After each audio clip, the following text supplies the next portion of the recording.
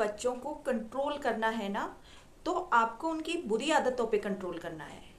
जब आपका बच्चा टीन एज में आ गया है, यानी कि आपका बच्चा 15 साल से ऊपर है, तो आपको उसको हर चीज़ उसकी कंट्रोल नहीं करनी चाहिए।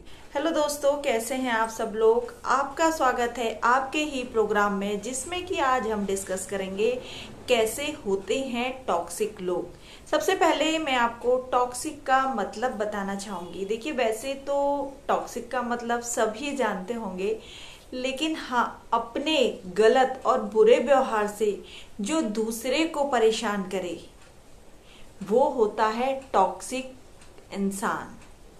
वो होता है जहरीला इंसान या विषैला, कुछ भी आप इसको कह सकते हैं। बहुत सारे पर्यायवाची हैं टॉक्सिक के। तो क्या आपके फैमिली में टॉक्सिक लोग हैं? अगर आपके फैमिली में टॉक्सिक लोग हैं तो चलेगा।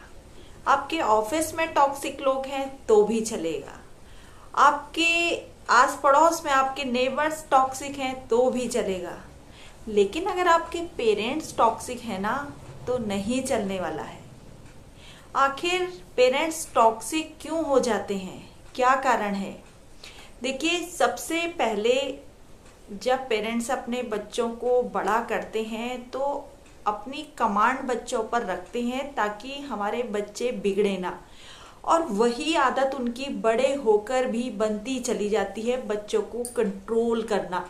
जब बच्चे कंट्रोल में नहीं आते हैं तब पेरेंट्स टॉक्सिक बन जाते हैं। अगर आपको अपने बच्चों को कंट्रोल करना है ना, तो आपको उनकी बुरी आदतों पे कंट्रोल करना है।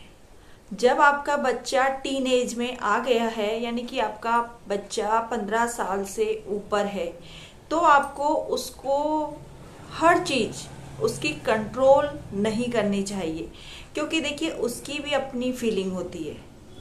क्योंकि अपना फ्रस्ट्रेशन बच्चा कहाँ निकालेगा। अगर पेरेंट्स फ्रस्ट्रेट होते हैं तो बच्चों को कुछ भी कह देते हैं, बच्चों पे हाथ उठा देते हैं। लेकिन कभी आपने ये सोचा कि जब बच्चा फ्रस्ट्रेट होता है, बच्चा परेशान होता है, तो वो अपना गुस्सा किस पर निकालेगा, है ना? तो देखिए, अगर आप सोच रहे हैं कि मेरा बच्चा जब 10th क्लास से ऊपर आ गया है और मैं उसको पूरी तरीके से कंट्रोल करूं, तो ये नहीं हो सकता है। अगर आप हर तरीके से पढ़ाई से लेके, खाने से लेके, उसकी दिनचर्या से लेके, उसके मॉर्निंग से पूरा नाइट तक का जो भी शेड्यूल है उसमें आप इंटरफेयर करते हैं, तो आप ही टॉक्सिक पीपल हैं। टॉक्सिक पीपल के साथ साथ टॉक्सिक पेरेंट्स भी हैं।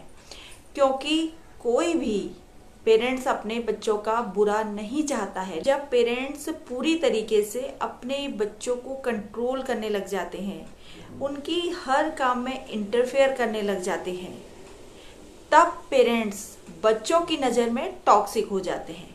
क्योंकि अपने बच्चों का बुरा कोई भी नहीं चाहता है, लेकिन पेरेंट्स की कुछ हरकतें होती हैं जिसकी वजह से बच्चा परेशान होने लगता है और वो आपको अपना दुश्मन समझने लगता है।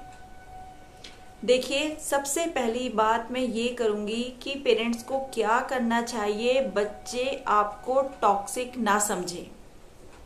उसके लिए आपको बच्चे की बात को समझना चाहिए। बच्चा क्या करना चाह रहा है, वो सही है या गलत। अब मैं आपको एक उदाहरण दूंगी कि अगर बच्चा 12th पास आउट कर गया है, चाहे वो बेटी है चाहे बेटा है। चलिए, मैं आज एक बेटी के बारे में ही बात कर लेती हूँ कि अगर आपकी बेटी 12th पास आउट कर गई है और अब उसको 12th के बाद क्या करना है वो खुद तय कर सकती है। अगर आप उस बात में इंटरफेयर करेंगे कि आपको ये नहीं ये करना है, अगर आपको वो नहीं ये करना है, तो वहाँ पर बच्चे आपको टॉक्सिक समझ लेंगे और वहाँ पर आपका इंटरफेयर करना बहुत ज़्यादा गलत हो जाता है। देखिए, बच्चे जब अपनी चॉइस के हिसाब से पढ़ाई करते हैं, अपनी चॉइस के हिसाब से सब्जेक्ट ढूंढते हैं, अपनी चॉइस के हिसाब से ही वो कॉलेज भी ढूंढते हैं, तो आपने उनको सपोर्ट करना है। क्योंकि अगर आप दिन प्रतिदिन टॉक्सिक होते जाएंगे तो ये डेफिनेटली है कि आपके बच्चे आपसे दूरी बनाते चले जाएंगे, आपसे दूर हो जाएंगे। बहुत सारे पेरेंट्स मैंने देखा है कि बच्चों को आजकल अपने हिसाब से ही चलाते हैं।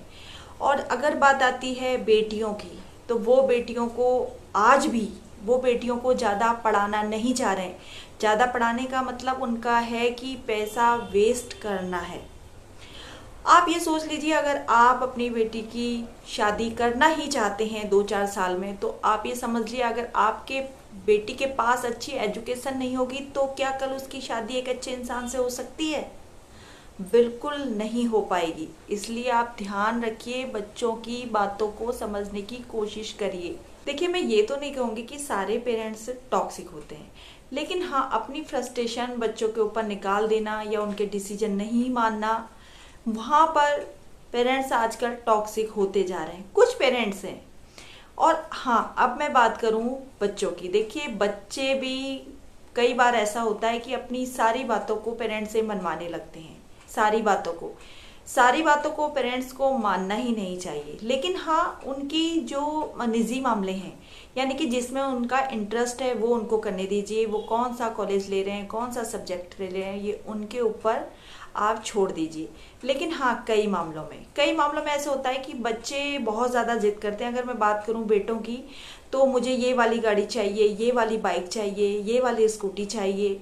वहाँ पर पेरेंट्स को बच्चों की बातें नहीं सुननी है। अनवांटेड बच्चे भी अपनी बातों को मनवाते रहते हैं और पेरेंट्स को फिर टॉक्सिक कहते हैं, तो ये बात बिल्कुल गलत है।